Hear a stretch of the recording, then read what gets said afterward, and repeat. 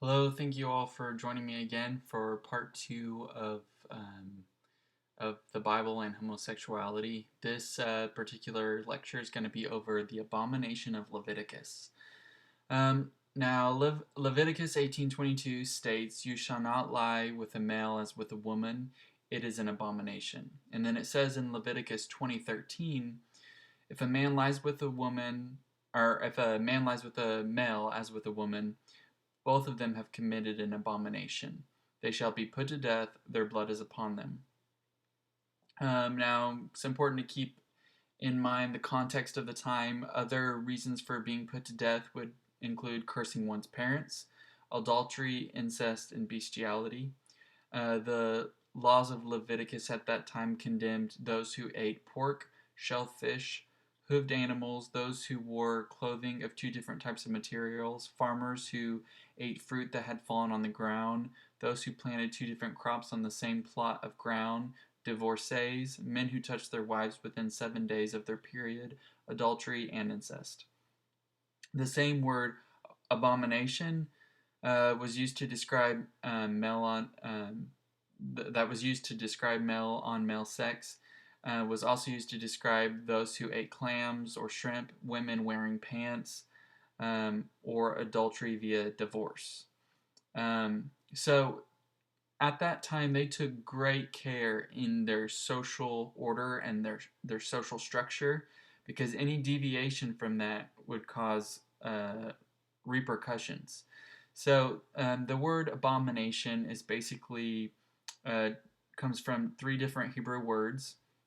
The first one is toevebach, which is basically the highest level of abhorrence. It's mentioned in Genesis 46:34 when referencing the Egyptians eating with the Hebrews and the Hebrews eating with the Egyptians. Basically, it meant to be unclean or to violate the rules of purity. Also, it meant to be taboo, dirty, or culturally or ritually forbidden. The second word that you would use to translate to abomination is sheketz, which is a lesser degree of abhorrence, but along the same lines of toaveba. Not quite sure the differentiation between the two, but it seems to be lesser. And then the third would be pigul, which is usually in reference to a stale, putrid sacrificial flesh. So, and talking about the sacrifices. Um, so we know from a Jewish rabbinic commentary in the 2nd to 5th century CE that um, they considered penetrative sex as unclean. So any other sexual activity between two men or two women would not likely have been condemned because these acts did not involve penetration.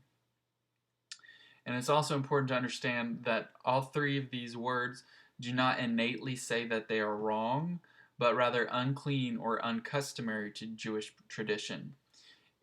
Some say that if they really wanted to say that the act in and of itself was wrong, they would have used the word zima.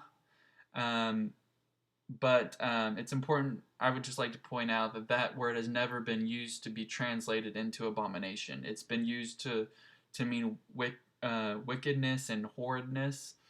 Um, so it may or may not have been used for abomination, but what we do know is that the word used for abomination in that context did not mean it was innately wrong, but rather uncustomary. Um, to add credence to the facts, toaveh, which was used to translate for abomination in the case of homosexuality, it was later translated into the Greek Septuagint um, to a word I can't pronounce, Bdelygma, meaning ritual offense. So that's how it's translated in the New Testament. At that time, in the Hebrew time, um, women were seen as property, and sex was the consummation of the ownership of that marriage. So, as I mentioned before, they were very set in keeping their established social structure. Um, the man was in charge of his wife and their children. The wife had precedence over the children.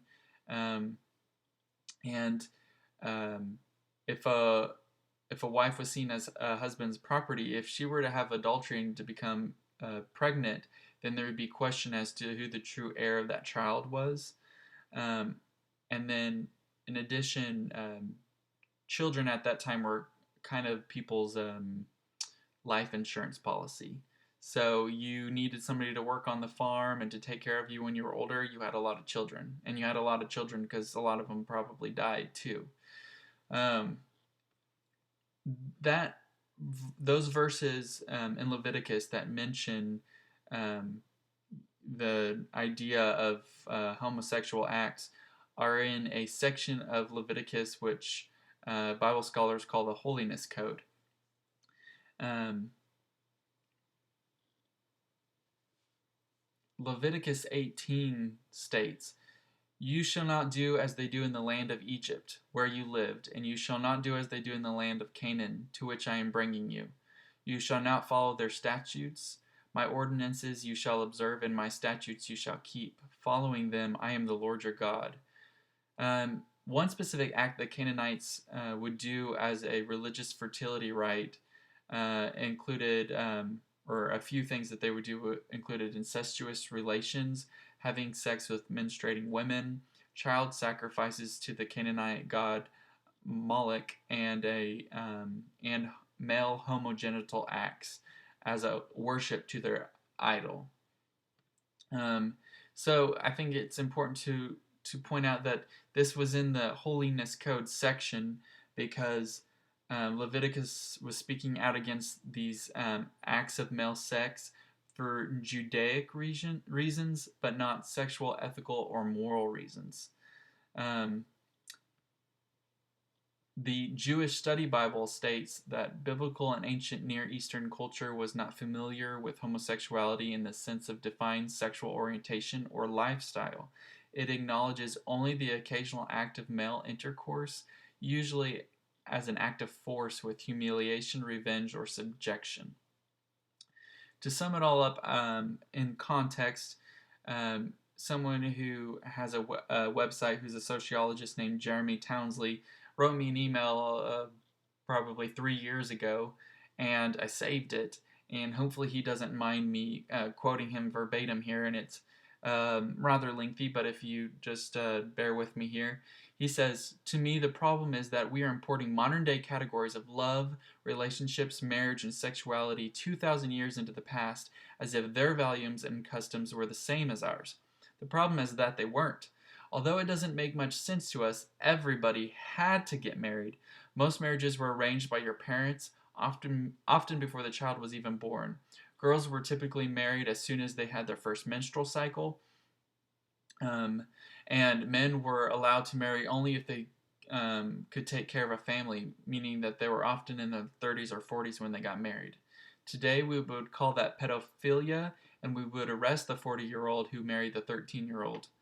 But it's just the way that most cultures lived before the 1600s.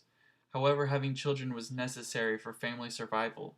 If you didn't have children to work in the fields, your family probably wouldn't live very long, and since there wasn't Social Security or Medicare, etc., your children were your insurance policy after you got old. Without children, you simply died of starvation after you weren't able to work. In that sense, there was no gay versus straight, since everybody married opposite sex people in order to keep the family alive, and women were legally the man's property, so she was essentially a slave.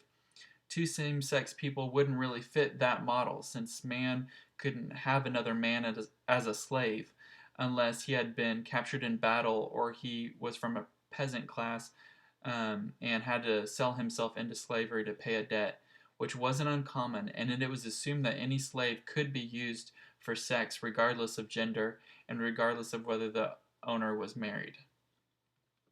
So, as I will point out time and time again, it's highly dependent on context.